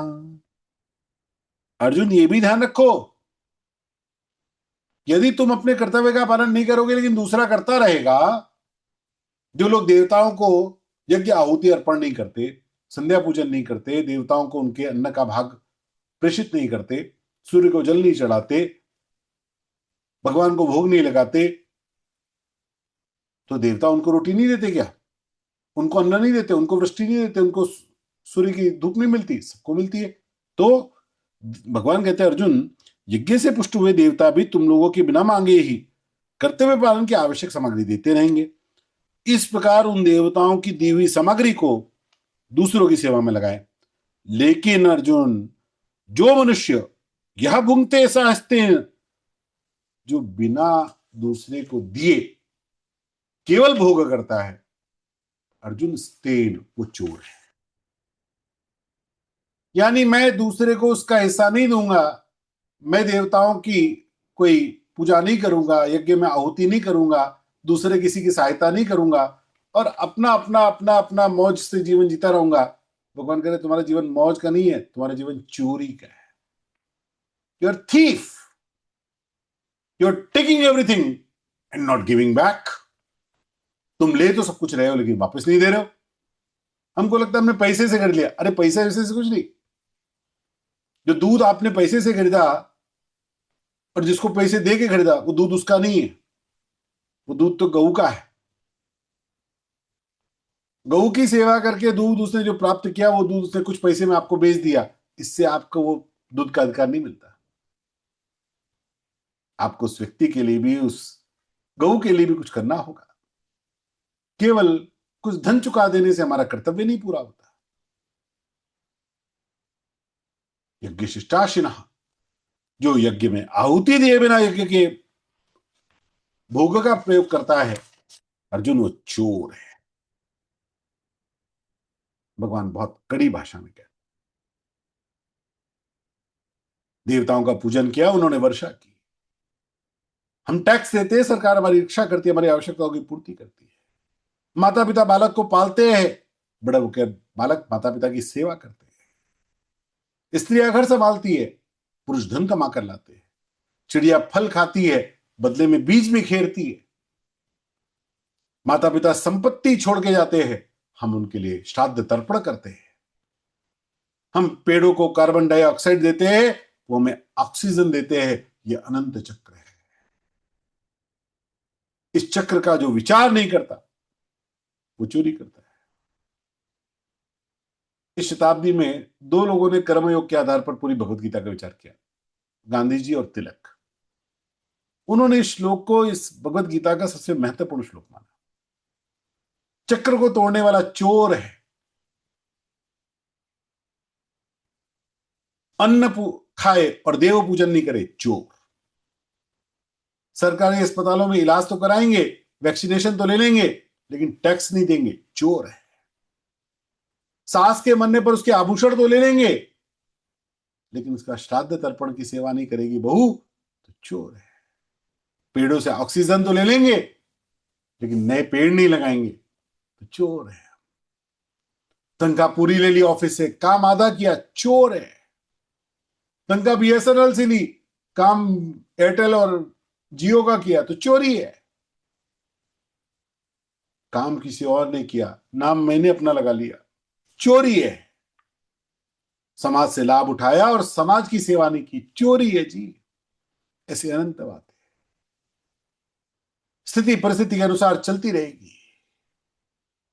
हम में से कुछ को लगेगा हम समाज सरकार से कुछ नहीं लेते, खुद कमाते खुद खाते। गलत, बिल्कुल गलत। गलत फहमी, बहुत बड़ी गलत फहमी। जिन उपकरणों का लाभ हम रोज लेते हैं उनका आविष्कार हमने नहीं किया है। जिन वैज्ञानिकों ने किया उनकी पीढ़ियों के हम ऋणी हैं। जिन स्कूलों में हम पढ़े, हमारे बालक पढ़ते हैं, उसकी जमीनें, उसकी बिल्डिंग किसके किसके दान से बनी, हमने कभी विचार किया? मंदिर में, धर्मशालाओं में, तीर्थों में हम जाते, कितनों के दान का उपयोग हम करते। जो अन्न हम खाते हैं उसकी खाद पे किसी सरकार की सब्सिडी है, रसोई गैस पे किसी सरकार की सब्सिडी है। अरे, हम इस स्वतंत्र भारत में रहते हैं, इसकी स्वतंत्रता के लिए कितने लाखों लोगों ने अपने प्राणों की आहुति दी है। उन शहीदों के हम ऋणी नहीं? बॉर्डर पे कितने सैनिक, कितने पुलिसकर्मी हमारी रक्षा के लिए अपने प्राण देते, उनके हम ऋणी नहीं? अरे, गीता प्रेस आदि प्रकाशनों की पुस्तकें इतने कम मूल्य पर हम पढ़ते, उसकी स्थापना के लिए, उसके चलाने के लिए कितने लोगों ने अपना जीवन दिया, कितने महापुरुषों ने अपना जीवन दिया। जितना भी साहित्य, शास्त्र, काव्य आदि पढ़कर हम बड़े हुए, विद्वान बने, उनके हम ऋणी नहीं है। आज ये गीता सीख रहे, गीता कक्षा में हम जाते, विवेचन सुनने, इसकी भी व्यवस्था करने वाले पूज्य स्वामी जी महाराज जैसे संत, इन सब के हमारे पर ऋण है। हमारा पूरा जीवन इस प्रकार के ऋणों से बंधा हुआ है, ऋणानुबंध हमारा जीवन से, इसको चाहकर भी कुछ टाल नहीं सकता। पेड़ हमसे कुछ वर्ष तक सेवा लेते, अधिकतम 20 वर्ष, और पूरे जीवन भर उसके बाद 100 साल का, 200 साल का, 500 साल का जो जीवन पेड़ का है वो केवल देने का है, फिर कभी कुछ नहीं लेता। 20 साल तक लेता है, देख रेख, खाद पानी, उसका जीवन भर आम देगा, जीवन भर छाया देगा, जीवन भर लकड़ी देगा। लेकिन मनुष्य 20 साल तक तो लेता ही लेता है, जब तक पढ़ा लिखा नहीं, और उसके बाद तो कई लोग तो ऐसे हैं जो पूरे जीवन भर देना नहीं सीख पाते, पूरे जीवन भर लेते ही रहते। हम पेड़ से भी गए बीते, और इसलिए पथिक जी महाराज ने वचन दिया, किसी के काम जो आए उसे इंसान कहते हैं, पराया दर्द अपनाए उसे इंसान कहते हैं। अभी तो अपना पेट भरकर जो बच गया उसको देने को हम सेवा मान लेते हैं। भगवान कहते हैं सेवा से जो बच जाए वो अपने काम में लो, उल्टा करो। ये करना सीखे तब जाकर यज्ञ शिष्टाशिना ये ध्यान में आएगा। हमारी पूरी संस्कृति, पहली रोटी गाय की, आखिरी रोटी कुत्ते की, हाथ से छूटकर गिर गई रोटी तो कुत्ते की है, जलेबी छूट के गिर गई तो चींटी की है, फल सब्जी के छिलके पशुओं के हैं, खड़ा चावल किनकी, चिड़ियों के लिए, बाजरा खरीद कर चिड़ियों के लिए डालते थे। घर में सबसे पहले बड़े भोजन करेंगे, शेव खुद बनाई तो भी नाई को पैसा दे के आते थे। अपने लिए कोई सामान खरीदा तो पहले पुराना सामान किसी और को देते थे। आवश्यकता से अधिक संग्रह करना ये चोरी है, ध्यान रखिए। नया सामान खरीदने में आपत्ति नहीं है, नया सामान लाने पर पुराना किसी को देना आना चाहिए। अपनी अलमारी या कबर्ड भरते नहीं आना चाहिए। सर्दी में गर्म कपड़े जरूरतमंदों को दो, गर्मी में हाथ के पंखे बांटो। हमारे निर्जला एकादशी पे हाथ के पंखे और सुराही बांटने का, दान देने का विधान है। वैवाहिक वर्षगांठ हो, श्राद्ध हो, बरसी हो, गौशाला, पौशाला, धर्मशाला, अनाथालय, इनमें दान करने की प्रवृत्ति होनी चाहिए।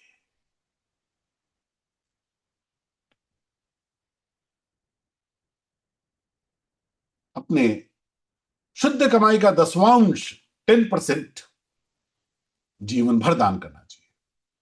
ये दान करना उपकार नहीं है, ध्यान रखिएगा। ये दान ना करना चोरी है। जो अपनी कमाई का 10वां हिस्सा दान नहीं करता उसका धन चोरी का धन होता है। यह आवश्यक बात है, ये कोई ऑप्शनल नहीं है।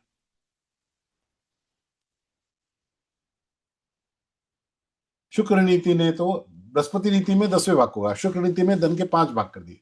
अपने खर्चा घर का कर लिया, उसके 5 भाग करो। एक का भोग, एक का निवेश, एक का दान, एक परिवार और रिश्तेदार को, एक व्यापार वृद्धि को। अभी समय नहीं बना उसका बड़ा विस्तार किया।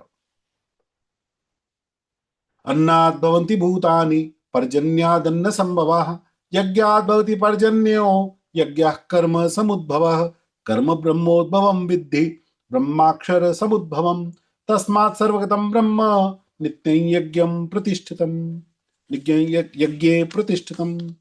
संपूर्ण प्राणी अन्न से उत्पन्न होते हैं।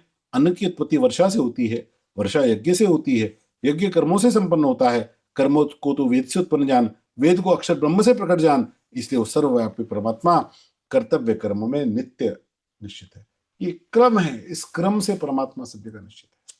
परमात्मा से वेद, वेदों से वेद कर्म, वेद कर्मों से यज्ञ, यज्ञ से वृष्टि, वृष्टि से अन्न, अन्न से सभी प्राणियों का जीवन। ये सृष्टि चक्र है।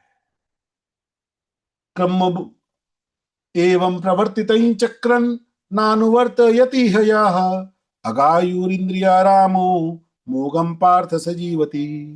हे पार्थ, जो मनुष्य इस लोक में इस प्रकार परंपरा से सृष्टि चक्र के अनुसार नहीं चलता, वो इंद्रियों के द्वारा भोगों में रमण करने वाला अघायु पापमय जीवन बिताने वाला मनुष्य संसार में व्यर्थ नहीं। जिसने जीवन के इस क्रम को समझाने और इस सिस्टम को समझाने और इस सिस्टम में अपने रोल को समझाने, भगवान कहते हैं उसका जीवन पापमय हो जाता है, व्यर्थ चला जाता है। जिंदगी जी 50, 60, 80, 100 वर्ष की चली गई, वेस्ट, नोबडी रिमेंबर्स। और फिर अपने कर्मों के चक्र में फंसकर पुनरपि जननम पुनरपि मरणम पुनरपि जननी जठरे शयनम, ये चक्कर चलते करोड़ों जन्म तक चलते। सृष्टि चक्र। अच्छे किसान अगली फसल के लिए बीजों का संरक्षण करते। आजकल बीज खरीदने की परंपरा हो गई, हमारे बीज खरीदे नहीं आते थे। जो किसान फसल बोते थे, फसल काटते समय अगली फसल के लिए पहले बीज का संरक्षण करते थे। ये सृष्टि चक्र है। यस्त्वात्म रतिरेव स्याद् आत्मतप्तश्च मानवः आत्मन्येव स संतुष्टः तस्य कार्यं न विद्यते। 16वें श्लोक तक भगवान ने कर्म का विस्तार किया। अब भगवान जो इस प्रकार से अपने कर्तव्य कर्मों में निश्चित होता है, अगले 2 श्लोकों में ऐसे महापुरुष के वर्णन करते हैं। जो मनुष्य अपने आप में आत्मरति एवं आत्मतृप्ता, अपने आप में रमण करने वाला और अपने आप में तृप्त है, आत्मनि एवं संतुष्ट, जो अपने आप में ही संतुष्ट है, उसके लिए कोई कर्तव्य नहीं है। भगवान ने कहा एक एक्सेप्शन है। हम देखिए महावीर स्वामी को, हम देखिए चैतन्य महाप्रभु को, हम देखिए बुद्ध को, हम देखिए नरसिंह भगत को, इनके कर्तव्य कर्मों के निर्वहन के लिए भगवान अपने पर भार लेते। योगक्षेमम वहाम्यहम, भगवान ने कहा। जो मनुष्य आत्मनि एव और आत्मतृप्ता और आत्मनि एव संतुष्ट, भगवान कहते उसके सारे कर्तव्यों का भार मैं अपने पर लेता हूं। नैव तस्य कृतेनार्थे नैव तस्य कृतेनार्थो नाकृते नेह कश्चन न चास्य सर्वभूतेषु कश्चिदर्थ व्यपाश्रयः। और उस कर्मयोग से सिद्ध हुए महापुरुष का इस संसार में ना तो कर्म करने से कोई प्रयोजन रहता है, ना कर्म ना करने से कोई प्रयोजन रहता है। संपूर्ण प्राणियों के साथ किसी के साथ भी इसका निश्चित किंचित भी स्वार्थ का संबंध नहीं रहता। सबसे महत्वपूर्ण बात, कर्म ना करने में इसकी कोई रुचि नहीं है। तस्मात् सक्तः सततं कार्यं कर्म समाचर असक्तो याचरन् कर्म परमाप्नोति पुरुष। और इसलिए अर्जुन, तुम आसक्ति रहित होकर निरंतर अपने कर्तव्य कर्मों को करो, क्योंकि आसक्ति रहित कर्म करता हुआ मनुष्य परमात्मा को प्राप्त हो जाता है। यानी आसक्ति रहित होकर जब कर्म किए जाएंगे तो उस कर्म से परमात्मा की प्राप्ति की जाती है। इसी का वर्णन महाभारत में तुलाधार वैश्य के रूप में, गणिका के रूप में, धर्मा कसाई के रूप में और पतिव्रता स्त्री के रूप में मिलता है। अर्जुन, कर्मणैव हि संसिद्धिम आस्थिता जनकादयः लोक संग्रहमेवापि संपश्यन् कर्तुमर्हसि। बड़ी विशेष बात, जनकादयः, जनक आदि प्राय साहित्यिक भाषा में एक से अधिक हो तब आदि का उपयोग होता है, लेकिन भगवान तो जनक पे आके ठहर कर आदि बोल गए। यानी एक वचन के साथ आदि, ये साहित्य की दृष्टि से दोष है, लेकिन भगवान ने विशेष रूप से उपयुक्त किया। भगवान ने कहा, अर्जुन सुनो, जनक जैसे अनेक महापुरुष भी कर्मयोग के द्वारा ही परम सिद्धि को प्राप्त हुए। इसलिए लोक संग्रह को देखते हुए तू निष्काम भाव से कर्म करने के योग्य है, अर्थात कर्म करो। अब यहाँ पे समय नहीं सुनाने का। जनक व्यक्ति नहीं है, जनक एक परंपरा है। सीता जी के जो पिता हैं वो 49वें जनक है। भागवत में 76 जनकों की सूची है, उसमें जो 49वें जनक है उनका नाम है क्षीरध्वज, वो सीता जी के पिता है। राजा निमि से जनक की परंपरा आरंभ हुई, और जो अष्टावक्र गीता के जनक है वो अलग है, और जो सुखदेव मामुनि के साथ जिनका चलन आता है वो सब अलग जनक है। और इस प्रकार से कर्मयोगी जनक की परंपरा हुई, विदेह जनक की परंपरा हुई, और ये बड़ी दीर्घ परंपरा है। अष्टावक्र संवाद, कभी अष्टावक्र गीता आपको पढ़ने का मौका मिले, ज्ञान योग का सर्वोत्तम ग्रंथ है। तो भगवान कहते हैं ये सारे निष्काम कर्मयोग से ही उस स्थिति में पहुंच गए। उसी स्थिति के कारण वो जनक कहलाए, वो विदेह कहलाए, वो राजर्षि कहलाए। बालक कुछ अक्षर कागज पे लिख दे, उससे वो शब्द नहीं बनता। जब तक व्याकरण दृष्टि से वो उपयुक्त ना हो तब तक शब्द रचना नहीं बनी जाती। इसी प्रकार जब तक आसक्ति के साथ कर्म किए जा रहे तब तक वो कर्मयोग नहीं बनता। आसक्ति रहित होने पर ही वो कर्मयोगी बनता है। अर्जुन, भगवत गीता में मेरे जो सबसे प्रिय श्लोक है उसमें ये श्लोक आ गया, यद्यदाचरति श्रेष्ठ तत्तदेवेतरो जनाः स यत् प्रमाणं कुरुते लोकस्तदनुवर्तते। श्रेष्ठ मनुष्य जो आचरण करता है, दूसरे मनुष्य वैसा वैसा ही आचरण करते हैं। वो जो कुछ प्रमाण कर देता है, दूसरे मनुष्य उसी के अनुसार व्यवहार करते हैं। ध्यान रखिए, अपने घर पर हमारे बालक वो नहीं करते जो हम कहते हैं, वो करते हैं जो हम करते हैं। हम मोबाइल देखते हैं तो वो भी मोबाइल देखते हैं। आप कहते रहोगे मोबाइल मत देखो, मत खेलो, आप खेल रहे, आप देख रहे, तो वो भी देखेंगे, वो भी खेलेंगे। हम झूठ बोलते हैं तो वो भी झूठ बोलते हैं, हम सत्य बोलते हैं तो वो भी सत्य बोलते हैं। अपने आचरण से सिखाओ। आज देश में कथावाचकों की कमी नहीं है। यूट्यूब पर, फेसबुक पर दिन भर प्रवचन आते हैं, लेकिन धर्म नहीं बढ़ता। बढ़ता हुआ दिखता है क्या? कारण, गोस्वामी जी ने कहा, पर उपदेश कुशल बहु तेरे, जे आचरहि तेना घनेरे। जब तक जो बात आचरण में नहीं है तब तक उस उपदेश का प्रभाव नहीं होता। गांधी जी का उदाहरण सुना है आपने? एक माँ अपने बालक को लेके आए, बापू इसको कह दो गुड़ मत खा, दांत खराब हो गए, डॉक्टर ने बोला है, और आपकी बात मानता, आप कह दोगे तो मान जाएगा। बापू ने बोला 21 दिन बाद आना। माँ को समझा नहीं, कोई टोटका है क्या, 21 दिन बाद क्यों आना? और 21 दिन बाद जब बालक को हाथ लेकर पकड़ कर पहुंची, गांधी जी ने पहचान लिया, हाँ इधर आओ, इधर आओ, पहचान लिया मैंने, बेटा गुड़ मत खाया करो। माँ ने कहा इतना ही कहना था तो उस दिन कह देते, 21 दिन बाद आपने दोबारा अपना समय दिया इस काम के लिए। गांधी जी ने कहा, माँ मैं रोज भोजन में गुड़ लेता था, 21 दिन से नहीं लिया है। अब मेरा अधिकार हो गया कि मैं इस बालक को कहूं कि गुड़ मत खाना। मैं स्वयं रोज भोजन में गुड़ खाता हूं, किस मुख से कहता कि गुड़ मत खा? मेरी बात का इस पर क्या प्रभाव होता है? यद्यत आचरते श्रेष्ठस तत्तद देवेतरो जनाः। श्रेष्ठ पुरुष जिस प्रकार का आचरण करते हैं, बाकी पूरा समाज उनके अनुसार व्यवहार करता है। समाज में जो लोग ऊपर आ जाए उनको इस बात का बड़ा ध्यान रखना चाहिए। हमारा कद जितना बड़ा होता है, हमारे आचरण का प्रभाव उतना अधिक दूसरों पर पड़ता है।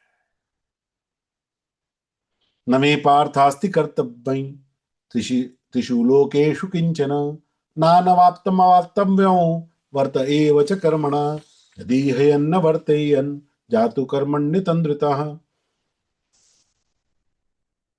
मम वर्तमानुवर्तन्ते मनुष्याः पार्थ सर्वशाः, उत्सीदेयुर्मे लोका न कुर्यां कर्म चेदहम् शंकरस्य च कर्ता स्याम् उपहन्याः प्रजाः।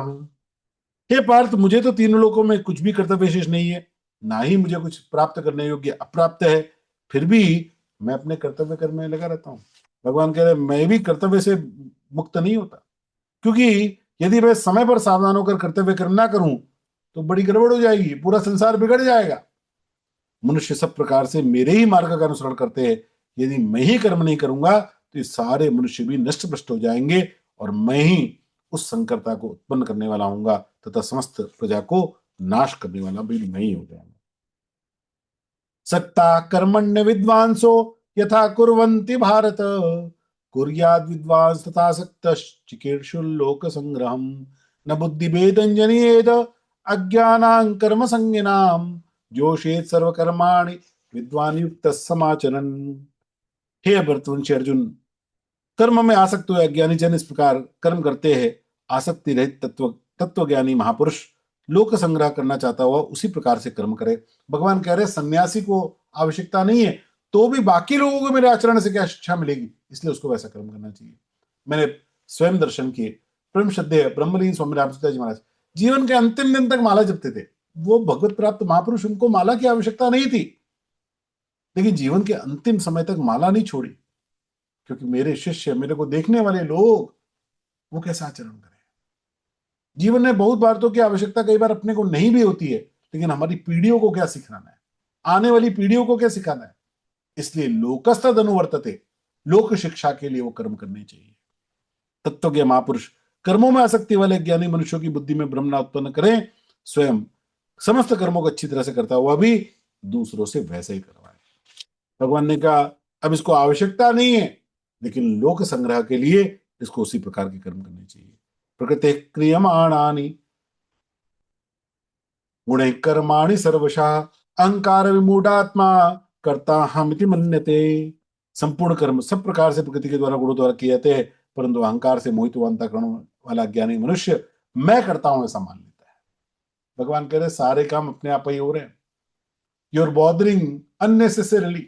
तुम बिना वजह अपने को चौधरी बना के घूम रहे हो कि मैं करता हूं, मैं करता हूं, मैं करता हूं, और इस कारण तुम फंस जा रहे हो, उस कर्म फल से तुम फंस जा रहे हो। तत्त्ववित्तु महाबाहो गुणकर्म विभागयो गुणागुणेषु वर्तन्त इति मत्वा न सज्जते। परंतु महाबाहो, गुण विभाग और कर्म विभाग को तत्व से जाने वाला महापुरुष संपूर्ण गुण ही गुणों में वर्त रहे। गुणागुणेषु वर्तन्त, बड़ी महत्वपूर्ण सूक्ति है। संपूर्ण गुण में वर्त रहे हैं ऐसा मानकर उसमें आसक्त नहीं होता। पेट को भूख लगी है, आंखें भोजन को देखती है, हाथ भोजन को उठाता है, मुख भोजन को चबाता है, और ये शरीर तृप्त हो जाता है, मैं कुछ नहीं करता हूं। जब इस प्रकार की वृत्ति से सब संसार के सारे व्यवहार होंगे, फिर मनुष्य कर्म बंधन में, कर्म फल के बंधन में फंसता नहीं है। प्रकृति गुण सम्मूढ़ा सज्जन्ते गुण कर्मसु तान कृत्स्न विदो वन्नान कृत्स्न विन्न विचालयेत् मयि सर्वाणि कर्माणि सन्न्यस्याध्यात्म चेतसा निराशीर निर्ममो भूत्वा युध्यस्व विगत ज्वरः। अर्जुन, अज्ञानी मनुष्य गुणों कर्मों में आसक्त रहते हैं। वो मंद बुद्धि ज्ञानियों को पूर्णतः जानने वाला ज्ञानी मनुष्य विचलित ना करे। और इसलिए आप देखेंगे पूज्य स्वामी जी ऐसे महापुरुष जिनको आवश्यकता नहीं है, तो भी हम लोगों की बुद्धि विचलित ना हो, इसलिए हम लोगों से उतनी अटपटी बात नहीं करते, हमारे जैसा ही व्यवहार करते हुए दिख जाते।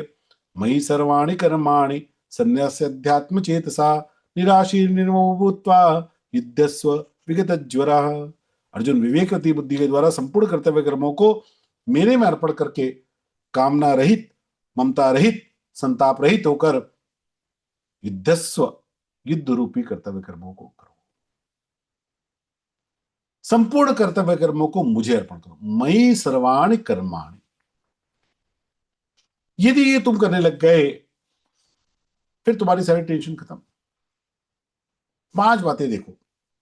अध्यात्म में चित्त लगा है, भगवत अर्पण हो रहे हैं सारे कर्म, आशा रहित है, ममता रहित है, और संताप रहित है। विगत ज्वरा, भगवान कहते बुखार चढ़ता है। संताप रहित, जो कर्म करना है भगवान की। राम जी करेंगे बेड़ा पार, उदासी मन काहे को करे। मेरा आपकी कृपा से सब काम हो रहा है, करते हो तुम कन्हैया मेरा नाम हो रहा है। मेरा आपकी कृपा से सब काम हो रहा है। सब काम भगवान की कृपा से हो रहा है। जब इस विचार से तुम युद्ध करोगे तो अर्जुन तेरे को युद्ध का पाप नहीं लगेगा, किसी भी कर्म का पाप और पुण्य तेरे को लगेगा। ये मे मतमिदं ये मे मतमिदं नित्यम् अनुतिष्ठन्ति मानवाः श्रद्धावन्तो न सूयन्तो मुच्यन्ते तेपि कर्मभिः। अब भगवान एक बहुत महत्वपूर्ण सिद्धांत यहां पर दिया है 31वें 32वें श्लोक। अर्जुन, जो मनुष्य अनुसूयंता दोष दृष्टि से रहित होकर और श्रद्धावंता श्रद्धा युक्त होकर, दो बातें बड़ी जोर देकर भगवान कह रहे हैं। जब तक दो चीजें नहीं होंगी जीवन में आगे बढ़ोतरी नहीं होती, अध्यात्म मार्ग की प्रगति नहीं होती। जो शास्त्र कह रहा है, जो मेरा वरिष्ठ कह रहा है, जो मेरे गुरुजी कह रहे, उसमें मेरी श्रद्धा हो। अरे जो मैंने सुना है, जाना है, इधर उधर देखा है, जिसने उसको अनुभव में कसा है ना, वो महत्वपूर्ण है। हमने तो खाली उसको जाना है, सुना है इधर उधर, लेकिन जिसने उसको अनुभव में कसा है, उसके द्वारा ही वो प्राप्त होना चाहिए। मेडिकल स्टोर पे जाके खड़े हो जाओ, अपनी रोग ठीक नहीं होगा, कौन सी दवा खानी है ये कोई अनुभवी वैद्य बताएगा, और वो दवा खाएंगे तब जाके अपना रोग ठीक होता है। श्रद्धा रखनी पड़ती है। अरे कोई भी गोली खा लेते, ऐसा नहीं चलता।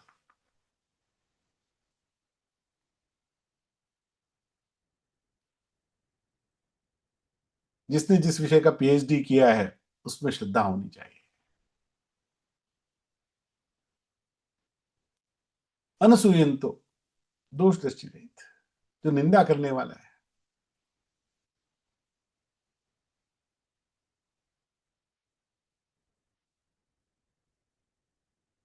जो श्रद्धा से युक्त नहीं होता,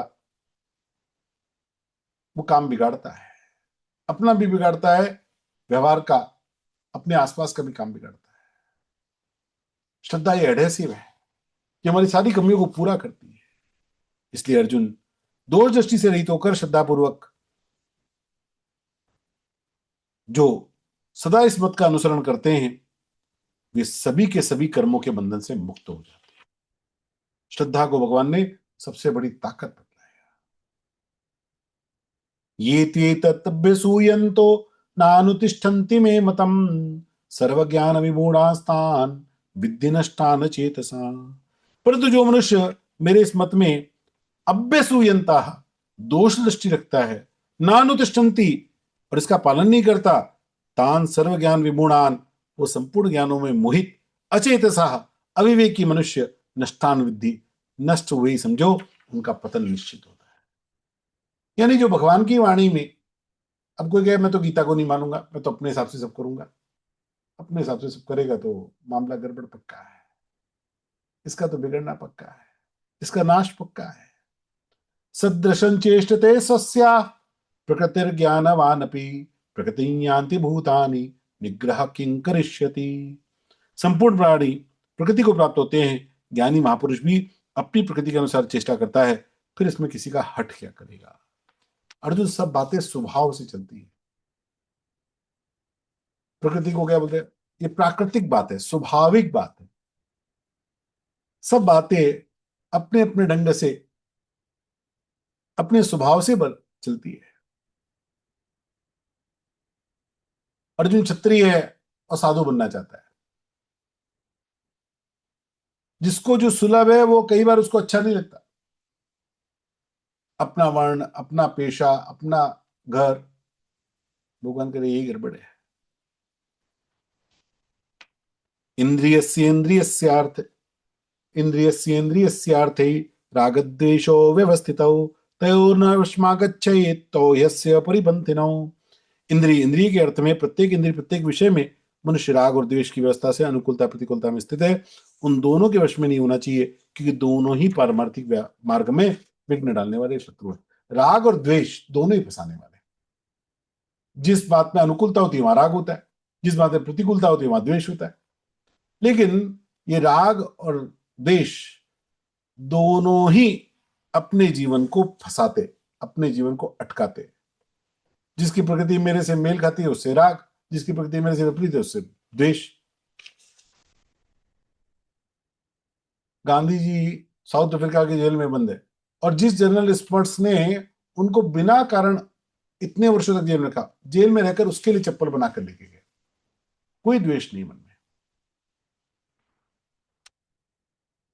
ये कर्मयोग।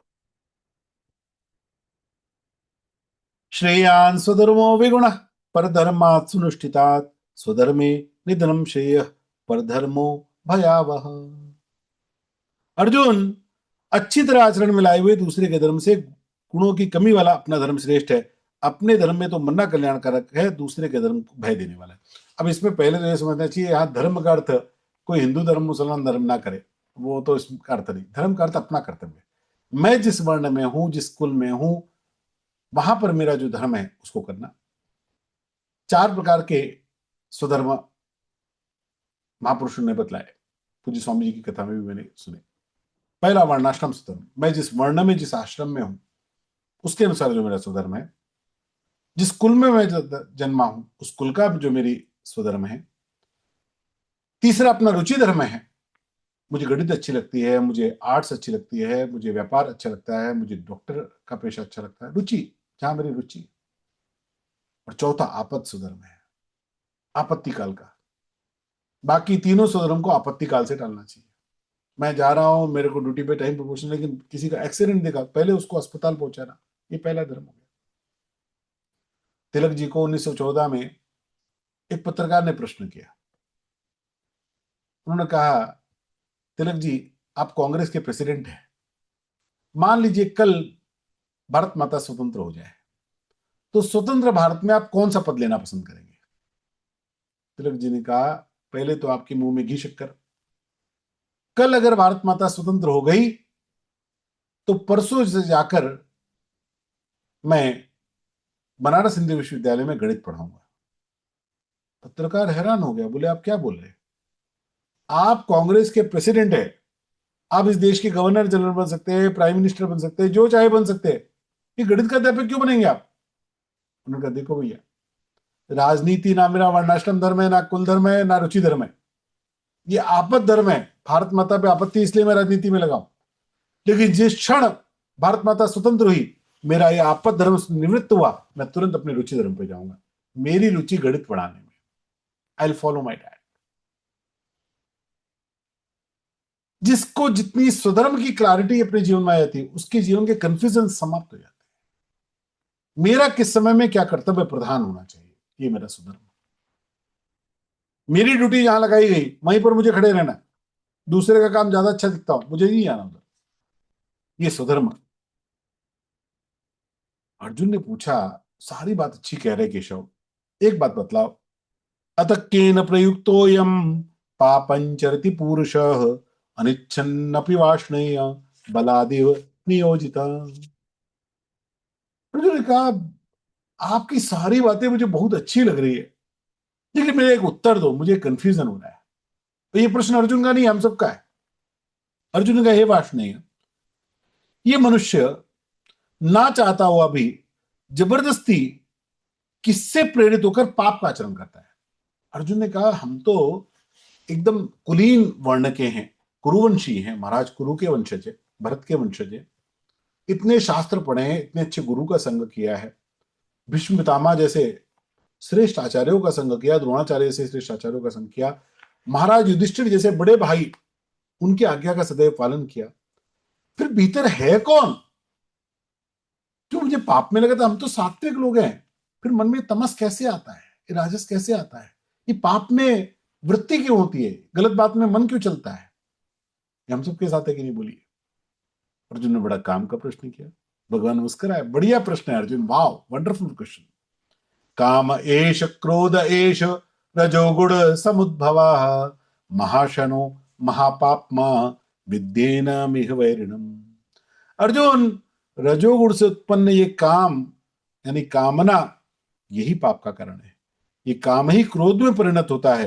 अर्जुन, ये महाशना, ये बहुत खाने वाला, यानी आप कामनाओं को जितना पूरा करेंगे, वो कामनाएं कभी शांत नहीं होंगी। जैसे आप अग्नि में घी डालते जाओ, डालते जाओ, डालते जाओ, तो अग्नि कभी तृप्त नहीं होगी, जितना घी डालोगे उतनी अग्नि बढ़ती है। इसी प्रकार जो मनुष्य जितनी अधिक कामनाओं का भोग करेगा, उसकी कामनाएं उतनी बढ़ती जाती है। जब हमारे पास धन नहीं था तो हमारी कामनाएं कम थी, अब जितना धन आ गया कामना और बढ़ती गई, और धन की लालसा भी बढ़ती गई। जो जितना जिमी अतिलाभ लोभ अधिक आई, कि जितना पैसा आता गया लोभ बढ़ता गया। कामना की विशेषता ये महाशना, ये कभी पूरी नहीं होती। इसलिए कभी कोई कामना भोग कर मैं पूरी कर दूं, ये विचार पूरा नहीं होता। ये बहुत अधिक खाने वाला है, महापापमा महापापी है। और इसलिए तुम इसको कारण जानो। रजोगुण से उत्पन्न कामनाओं को तुम जितना पूरा करते जाओगे, तुम्हारी बुद्धि अंततः पाप में ही लग जाएगी। धूमेनाव्रियेवन्निर् यथादर्शो मलेन च यथोल्बेनावृतो गर्भस् तथा तेनेदमावृतम्। अर्जुन सुनो, जैसे धुएं से अग्नि और मैल से दर्पण ढका जाता है, जैसे जेर से गर्भ ढका रहता है, उसी प्रकार कामना से ज्ञान और विवेक ये ढक जाता है नहीं ऐसी बात नहीं, लेकिन वो विवेक ढक गया है, कामना से ढक गया है। जिसके जीवन की कामनाएं जितनी अधिक होंगी, उसकी विवेक बुद्धि उतनी कम होती जाती है, फिर उतने गलत काम करने में लग जाएगा। जो कामनाओं के जितना अधीन होगा, उतने गलत काम करके भी उन कामनाओं को पूरा करना चाहेगा, उसकी विवेक बुद्धि उतनी क्षीण होगी। आवृतं ज्ञानमेतेन ज्ञानिनो नित्यवैरिणा कामरूपेण कौन्तेय दुष्पूरेण अनलेन च। हे कुंती नंदन, इस अग्नि के समान कभी तृप्त ना होने वाले और विवेकियों के कामना रूप नित्य वैरी के द्वारा मनुष्य का विवेक ढक जाता है। इंद्रियाणि मनोबुद्धिर अस्याधिष्ठानमुच्यते एतैर्मोहयत्येष ज्ञानमावृत्य देहिनम् तस्मात् मिन्याण्यादौ नियम्य वर्तर्षभ पापमानं प्रजीहेनम ज्ञान विज्ञान नाशनम। अर्जुन, इंद्रिया मन और बुद्धि इस कामनावास स्थान के गए गए, ये कामना इंद्रिय मन बुद्धि के ज्ञान को ढककर देहाभी मनुष्य को मोहित करती है। और इसलिए अर्जुन, सबसे पहले इंद्रियों को वश में करके इस ज्ञान और विज्ञान का नाश करने वाले इस महान पापी काम को अवश्य मार डालो। पाप मानम ही प्रजहि, इस कामना का नाश करो। बिना इस कामना के नाश किए तुम्हारा कल्याण नहीं हो सकता। इंद्रियाणि पराण्याहुर इंद्रियेभ्यः परम मनः मनसस्तु परा बुद्धिर यो बुद्धे परतस्तु सः एवं बुद्धे परम बुद्ध्वा संस्तभ्यात्मानमात्मना जहि शत्रु महाबाहो कामरूपम दुरासदम। अर्जुन, इंद्रियों को स्थूल शरीर से श्रेष्ठ तथा सूक्ष्म कहते हैं। इंद्रियों से मन श्रेष्ठ है, मन से बुद्धि श्रेष्ठ है, बुद्धि से भी काम श्रेष्ठ है। और जो काम को जानकर अपने आप को इसको वश में कर लेता है, तो अर्जुन, तो इस काम रूप दुर्जय शत्रु को मार डाल। काम रूपम दुरासदम, इस दुर्जय शत्रु को तुम जीतो, इसको मारो। बिना कामनाओं को जीते तेरा कल्याण नहीं होगा। और ये कहकर भगवान इस कर्म योग अध्याय को पूर्ण करते हैं। ओम तत्सदिति श्रीमद्भगवद्गीतासु उपनिषत्सु ब्रह्म विद्यायां योग शास्त्रे श्री कृष्णार्जुन संवादे कर्म योगो नाम तृतीयोऽध्यायः। हरि ओम तत्सत, हरि ओम तत्सत, हरि ओम तत्सत। ओम श्री कृष्णार्पणमस्तु। चौथा और पांचवा अध्याय भी कर्मयोग का है, आगे देखेंगे। सभी को जय श्री कृष्ण।